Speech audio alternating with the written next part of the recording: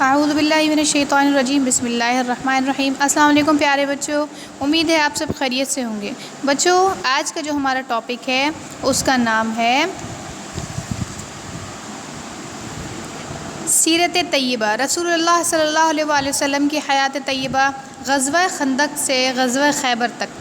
ٹھیک ہے، حضور صلی اللہ علیہ وسلم کی زندگی جو ہے وہ غزوہ خندق سے لے کے غزوہ خیبر تک کیسی تھی، یعنی کہ انہوں نے اپنی کس سیرت کی جو ہے لوگوں کو تعلیم دی، اپنی سیرت سے لوگوں کو کیا تعلیم دی، یہ آج ہم پڑھیں گے۔ صفحہ نمبر 25 آپ کھولیں۔ ٹھیک ہے، غزوہ خندق کے موقع پر کفار مکہ نے عرب کے بیشتر قبائل کو اپنے ساتھ ملا کر مسلمانوں کو فیصلہ کن شکست دینے کا منصوبہ بنایا تھا اور ذلت آمیز رسوائی اور ناکامی سے دوچار ہوا۔ یعنی کفار مکہ جو تھے، غزوہ خندق کی بات ہے، یہ غزوہ خندق کا ذکر ہو رہا ہے کہ جس وقت مسلمانوں نے جو غزوہ خندق لڑی تھی، جنگ لڑی تھی، غزوہ کہتے ہیں جنگ کو اور خندق کہتے ہیں، یہ غزوہ خندق جو ہے آپ سب جانتے ہوں گے کہ غزوہ خندق کا مطلب کیا ہے، کہ خندق کہتے ہیں کھائی یا بڑے کھڈے کو، جو بڑا گڈھا ہوتا ہے اس کو کہتے ہیں۔ غزوہ یعنی جنگ۔ مسلمانوں نے اس جنگ میں بہت سارے جو ہیں وہ کھائی کھود کے، بہت سارے کھڈے جو ہے وہ کھود کے اور اس کو ڈھک دیا گیا تھا تاکہ دشمن آئے اور اس میں مطلب گر جائیں یا جو ہے وہ قابو آ جائیں۔ ٹھیک ہے، اس طرح سے انہوں نے اپنے علاقے کے چاروں طرف جو ہے بہت سارے اسی طرح سے بڑے بڑے گڈھے کھود دیے تاکہ جو بھی آئے وہ اس کے اندر گر جائے اور وہ مسلمان اس کو قابو کر لیں۔ اس کو کہتے ہیں غزوہ خندق، اور وہ جنگ جو ہے وہ مسلمانوں نے جیت لی تھی۔ ٹھیک ہے، تو اس کے بعد سے اس جنگ کا نام، اس جنگ کو غزوہ خندق کے نام سے یاد کیا جاتا ہے۔ ٹھیک ہے، غزوہ خندق کے موقع پر کفار کے مطلب جو مکے میں رہنے والے کافر لوگ تھے، انہوں نے اپنے ساتھ دوسرے قبیلوں کو ملا کے مسلمانوں سے لڑائی کرنے کی کوشش کی۔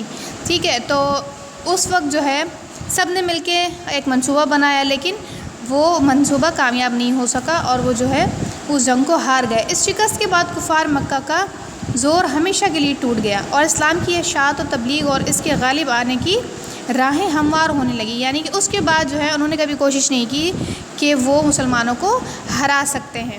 تو اسی طرح سے اسلام کو پھیلنے میں، یعنی کہ وہ کبھی بھی بیچ میں آنے کی کوشش نہیں کر پائے دوبارہ سے۔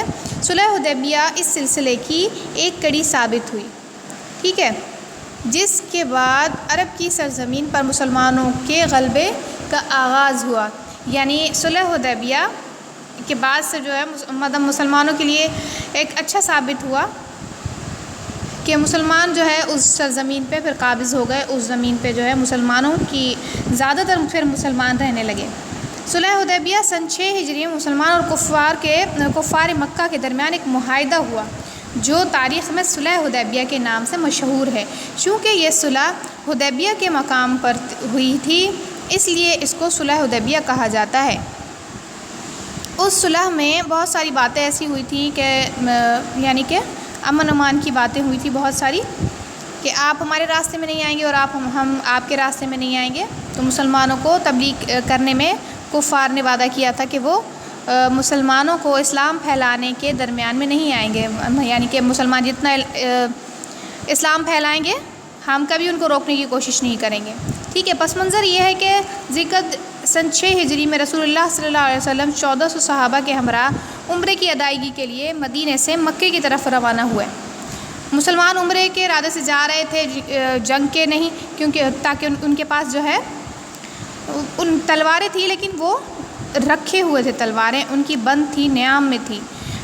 جب جنگ کے لیے جاتے ہیں تو تلواریں اٹھا کے لہرا کے پھر جاتے ہیں، وہ جنگ کی نشانی ہوتی ہے کہ جنگ کرنے کے لیے جب جاتے ہیں۔ تو جب کفار مکہ کو اس بات کا علم ہوا تو انہوں نے کیا کیا کہ دوسرے قبیلوں کے ساتھ مل کے یہ فیصلہ کیا کہ مسلمانوں کو عمرہ ادا نہیں کرنے دیا جائے گا۔ تو پھر انہوں نے ایک بڑی فوج جو ہے وہ تیار کی۔ فوج تیار کرنے کے بعد جب مسلمان ایک مقام پر پہنچے، یعنی کہ ایک جگہ پر پہنچے جس کا نام تھا اسفان، تو انہیں معلوم ہوا کہ کفار جو مکے کے کفار ہیں، کافر ہیں، جو وہ لڑائی کرنے کے یعنی کہ ارادے میں ہیں اور وہ لڑائی کرنے کی تیاریاں کر رہے ہیں۔ تو اسی دوران خالد بن ولید یعنی کہ جو اس وقت تک مسلمان نہیں ہوئے تھے، ایمان نہیں لائے، تو انہوں نے اپنے لوگوں کے ساتھ جا کے دستے کے سواروں کے ساتھ مسلمانوں کا راستہ روکنے کی کوشش کی۔ چنانچہ مسلمان اپنا راستہ بدل کر حدیبیہ کے مقام پر ٹھہر گئے، یعنی کہ مسلمانوں کو اس وقت لڑائی نہیں کرنی تھی، اس وقت جنگ نہیں کرنی تھی، کیونکہ وہ عمرہ کرنے کے لیے جا رہے تھے، اس لیے انہوں نے اپنا راستہ تبدیل کر لیا، کیونکہ انہیں مسلمانوں کو پتہ تو پہلے ہی چل گیا تھا کہ کفار جو ہے وہ لڑائی کرنے کے ارادے سے ہے اور وہ تیاریاں کر رہے ہیں۔ ٹھیک ہے بچوں ہمارا آج کا یہ سبق جو ہے یہاں پہ مکمل ہوا۔ اب آپ کا ہوم ورک یہ ہے کہ صلح حدیبیہ سے کیا مراد ہے۔ یہ 2 سوال آپ لکھیں گے، ہے تو یہ ایک سوال مکمل سوال ہے، اس صلح کا پس منظر بیان کریں، یعنی کہ صلح حدیبیہ سے کیا مراد ہے، سوال نمبر 1۔ سوال نمبر 2 ہے اس صلح کا پس منظر بیان کریں، یعنی کہ صلح کرنے کے پیچھے کیا مطلب تھا، کیا راز تھا یا کیا بات تھی جس کے جو صلح ہوئی تھی، جس بات پہ مطلب جن باتوں پہ صلح ہوئی تھی وہ کیا باتیں تھیں۔ ٹھیک ہے، یہ 2 سوال جو ہے آپ حل کریں گے، یہ آج آپ کا ہوم ورک ہے۔ سب بچے امید کرتی ہوں کہ اپنے ٹائم پہ ہوم ورک چیک کرائیں گے۔ ٹھیک ہے، ملتے ہیں نیکسٹ ویڈیو میں سبق کے باقی حصے کے ساتھ، تب تک اپنا خیال رکھیے گا۔ اللہ حافظ۔